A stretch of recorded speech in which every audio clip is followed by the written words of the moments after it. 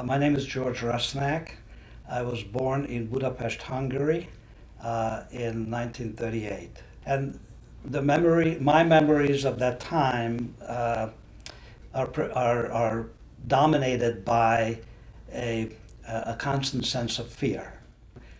And that fear came in part from the war around us, which was quite uh, noticeable and obvious, noise and destruction and fires and buildings falling down, being in an air raid center, an air raid shelter, which was dark and damp and cold, um, uh, and filled with fear. Not just my own fear, but the fear of the adults around us, which was a devastating feeling because it took away the only protection that a 6-year-old child could possibly have. Scared adults around us was very, very devastating.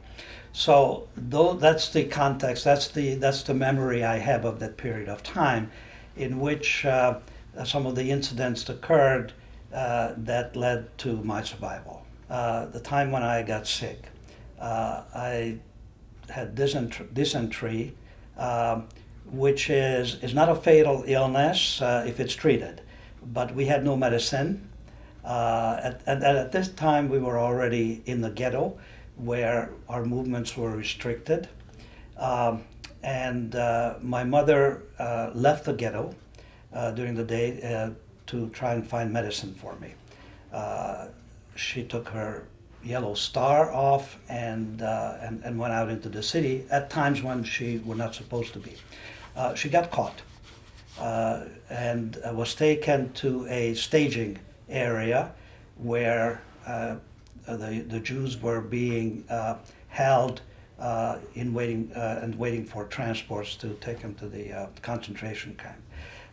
This place was occupied by several hundred, later several thousand people, surrounded by guards and dogs, yet somehow she escaped.